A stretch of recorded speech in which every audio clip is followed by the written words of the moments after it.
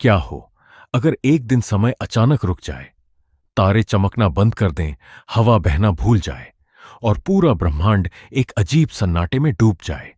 क्या हो अगर सृष्टि को संभालने वाले देवता खुद अपनी शक्ति खो बैठें। और क्या हो अगर भगवान शिव और भगवान विष्णु को यह एहसास हो जाए कि वे उतने सर्वशक्तिमान नहीं जितना वे स्वयं को समझते थे। आज की यह कथा केवल एक पुराण कथा नहीं है, ये उस रहस्य का द्वार है जिसे सुनकर देवता भी मौन हो गए थे। देवी भागवत के 7वें स्कंध में वर्णित ये लीला हमें उस सत्य तक ले जाती है जहां स्वयं त्रिदेवों को भी झुकना पड़ा था। ये कहानी है अहंकार की, माया की और उस परम शक्ति की जिसे संसार आदि शक्ति, महामाया और जगदम्बा कहकर पुकारता है। तो तैयार हो जाइए, क्योंकि आज की यात्रा आपको सृष्टि के उस छोर तक ले जाएगी जहां प्रकाश भी जन्म लेने से पहले मौन खड़ा था। समय की शुरुआत से पहले, जब ना दिन था, ना रात, ना धरती थी, ना आकाश, तब केवल ऊर्जा थी। एक अनंत निराकार चेतना, उसी चेतना से जन्म हुआ सृष्टि का। और फिर प्रकट हुए 3 महान स्वरूप, ब्रह्मा, विष्णु और महेश। ब्रह्मा को मिला सृष्टि रचने का कार्य, विष्णु को पालन का और शिव को संहार का। तीनों अपनी अपनी भूमिकाओं में पूर्ण थे। जब ब्रह्मा कमल पर बैठकर नए लोकों की रचना करते, तब विष्णु उन्हें संतुलन देते, और जब अधर्म बढ़ जाता, तब शिव तांडव कर संतुलन वापस लाते। इसी तरह युगों तक ब्रह्मांड चलता रहा। देवता त्रिदेवों की स्तुति करते, आर्षि उनके नाम का जप करते और असुर उनके क्रोध से कांपते। सब कुछ व्यवस्थित था, लेकिन धीरे धीरे एक बदलाव शुरू हुआ। यह बदलाव बाहर नहीं, भीतर था। भगवान विष्णु क्षीर सागर में शेषनाग पर विश्राम कर रहे थे। लक्ष्मी उनके चरण दबा रही थीं। देवता उनके दर्शन के लिए प्रतीक्षा कर रहे थे। हर दिशा में उनका यश गूंज रहा था। धीरे धीरे उनके भीतर एक विचार जन्म लेने लगा, यदि मैं न रहूं तो सृष्टि का पालन कौन करेगा। उन्हें लगने लगा कि ब्रह्मांड उनके कारण चल रहा है। उधर कैलाश पर्वत पर महादेव समाधि में लीन थे। उनकी जटाओं से गंगा बह रही थी। डमरू की ध्वनि ब्रह्मांड में गूंज रही थी। देवता उन्हें महाकाल कहकर प्रणाम करते, और धीरे धीरे उनके भीतर भी एक भाव उठने लगा, यदि मैं संहार ना करूं तो सृष्टि संतुलित कैसे रहेगी। यह अहंकार शब्दों में नहीं था, यह मौन था। लेकिन यही मौन अहंकार सबसे खतरनाक होता है, क्योंकि जब व्यक्ति अपने अस्तित्व को अंतिम सत्य मान ले, तब वह स्रोत को भूल जाता है। और त्रिदेव अब उसी भूल की ओर बढ़ रहे थे। सृष्टि में जो कुछ भी घटता है, उससे आदिशक्ति अनजान नहीं रहती। वह केवल शक्ति नहीं, स्वयं चेतना है। जब उन्होंने देखा कि उनके ही अंश अपने स्रोत को भूलने लगे हैं, तब उन्होंने एक दिव्य लीला रचने का निश्चय किया। यह दंड नहीं था, यह जागरण था। देवी जानती थीं, अहंकार ज्ञान को ढक देता है, और जब तक भ्रम टूटे नहीं, सत्य दिखाई नहीं देता। उन्होंने अपनी योगमाया को आदेश दिया। क्षण भर में पूरा ब्रह्मांड एक अदृश्य शक्ति से भर गया, और फिर सब कुछ बदलने लगा। विष्णु की शक्ति क्षीण होती है, क्षीर सागर शांत था, शेषनाग स्थिर थे। लेकिन अचानक भगवान विष्णु ने अपने भीतर अजीब कमजोरी महसूस की। उनका तेज कम होने लगा। सुदर्शन चक्र, जो एक संकेत पर असुरों का अंत कर देता था, अब शांत पड़ा था। उन्होंने उसे उठाने की कोशिश की, लेकिन हाथ कांप गए। विष्णु चौंक उठे। ये क्या हो रहा है? उन्होंने ध्यान लगाया, लेकिन चेतना अस्थिर थी। पहली बार सृष्टि के पालनकर्ता ने भय महसूस किया। उधर कैलाश पर्वत पर महादेव की समाधि अचानक टूट गई। उनका तीसरा नेत्र मंद पड़ने लगा। त्रिशूल भारी लगने लगा। डमरू की ध्वनि थम गई। नंदी घबरा उठे। गणों ने ऐसा दृश्य पहले कभी नहीं देखा था। शिव ने अपनी शक्ति को महसूस करने की कोशिश की, लेकिन भीतर शून्य था। महादेव ने आंखें खोलीं। चारों तरफ अजीब सन्नाटा था, जैसे समय स्वयं ठहर गया हो। जब यह समाचार देवलोक पहुंचा, तो हाहाकार मच गया। इंद्र घबरा उठे। वरुण, अग्नि, वायु, सभी देवताओं के चेहरे पर भय था। अगर विष्णु और शिव ही शक्तिहीन हो जाएं, तो असुरों से रक्षा कौन करेगा? सृष्टि का संतुलन कौन बनाए रखेगा?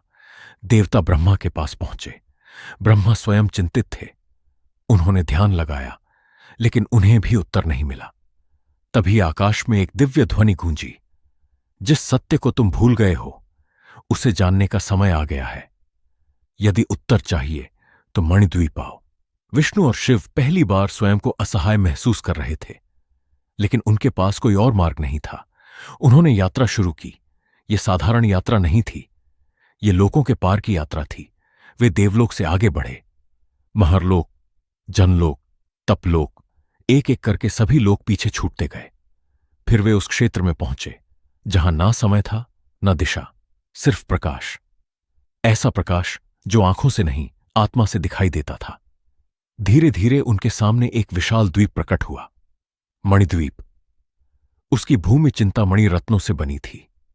वहां के वृक्ष स्वर्णिम थे, उनकी पत्तियों से मंत्रों की ध्वनि निकल रही थी। हवा में केसर और कमल की सुगंध थी। हर दिशा में ओंकार गूंज रहा था। वह स्थान इतना दिव्य था कि विष्णु और शिव कुछ पल के लिए स्थिर रह गए। उन्होंने ऐसा लोक पहले कभी नहीं देखा था।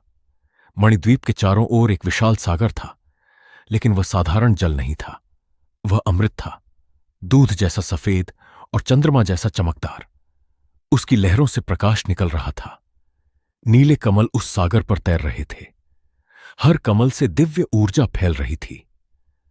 जब शिव और विष्णु उसके पास पहुंचे तो उन्हें महसूस हुआ कि यह केवल सागर नहीं, स्वयं चेतना का प्रवाह है। मणिद्वीप के प्रवेश द्वार पर असंख्य योगिनियां खड़ी थीं। कुछ शांत थीं, कुछ उग्र, कुछ के हाथों में अस्त्र थे, कुछ के नेत्रों में अग्नि। उनका तेज इतना प्रबल था कि विष्णु और शिव भी उनकी आंखों में सीधे नहीं देख पा रहे थे। उनमें से एक योगिनी आगे बढ़ी। उसकी आवाज आकाश जैसी गंभीर थी। यह आदिशक्ति का धाम है। यहां प्रवेश वही कर सकता है जिसने अपना अहंकार त्याग दिया हो। ये शब्द सुनकर शिव और विष्णु मौन हो गए, क्योंकि अब वे समझने लगे थे कि उनकी परीक्षा अभी बाकी है। मणिद्वीप में आगे बढ़ते हुए दोनों देवताओं ने ऐसी शक्तियों को देखा जो उनके लिए भी अकल्पनीय थीं। हर दिशा में देवी के अनंत रूप उपस्थित थे। कहीं काली थीं, कहीं तारा, कहीं त्रिपुर सुंदरी। हर रूप एक ब्रह्मांड जितना विशाल लग रहा था। तभी विष्णु ने धीरे से कहा, महादेव, हमने स्वयं को कितना सीमित समझ लिया था। शिव मुस्कुराए, लेकिन उस मुस्कान में पीड़ा थी। हां विष्णु, हम स्वयं को स्रोत समझ बैठे थे, और उसी क्षण उनका अहंकार टूटने लगा। अचानक पूरा मणिद्वीप प्रकाश से भर गया। एक ऐसी दिव्य ऊर्जा प्रकट हुई जिसके सामने सूर्य भी फीका लगे। और फिर उन्होंने उन्हें देखा, आदिशक्ति, मां भुवनेश्वरी। उनका स्वरूप अनंत था। हजारों हाथ, असंख्य नेत्र, हर हाथ में दिव्य अस्त्र। उनके मुकुट से ब्रह्मांडों की आभा निकल रही थी। उनकी मुस्कान में सृष्टि थी, उनकी आंखों में काल। उन्हें देखते ही विष्णु और शिव के भीतर सब शांत हो गया। उन्हें उत्तर मिल चुका था। देवी की आवाज पूरे ब्रह्मांड में गूंजी, हे विष्णु, हे महादेव, तुम दोनों मेरे ही अंश हो। तुम्हारे द्वारा ही सृष्टि चलती है, लेकिन शक्ति का स्रोत तुम नहीं हो। मैं ही वह चेतना हूं जिससे ब्रह्मा रचना करते हैं। मैं ही वह शक्ति हूं जिससे विष्णु पालन करते हैं, और मैं ही वह अग्नि हूं जिससे शिव संहार करते हैं। जब कोई अपने कार्य को अपना स्वत्व समझने लगता है, तब माया उसे घेर लेती है। अहंकार वही अंधकार है जो सत्य को छुपा देता है। देवी के शब्द सुनकर विष्णु की आंखें नम हो गईं। शिव ने अपना त्रिशूल नीचे रख दिया। दोनों ने हाथ जोड़ दिए। विष्णु बोले, हे जगदम्बा, हम अपने ही भ्रम में खो गए थे। हमें लगा शक्ति हमारी है, लेकिन आज समझ आया कि हम तो केवल माध्यम हैं। महादेव बोले, मां, आपके बिना शिव भी शव है, आप ही चेतना है। देवी मुस्कुराईं। उनकी मुस्कान से पूरा मणिद्वीप प्रकाश से भर गया। फिर उन्होंने अपनी योग माया वापस ले ली। क्षण भर में विष्णु का तेज लौट आया। सुदर्शन चक्र पुनः चमक उठा। महादेव का तीसरा नेत्र प्रज्वलित हो गया। त्रिशूल फिर ऊर्जा से भर उठा, लेकिन अब कुछ बदल चुका था। उनकी शक्ति लौट आई थी, पर अहंकार नहीं। शिव और विष्णु अपने अपने लोक लौट गए, लेकिन अब उनके भीतर विनम्रता थी। उन्होंने समझ लिया था, शक्ति कभी किसी की निजी नहीं होती। हर शक्ति का स्रोत एक ही है, आदिशक्ति। और यही इस कथा का सबसे बड़ा रहस्य है। यह कहानी केवल देवताओं की नहीं है, ये हमारी भी कहानी है।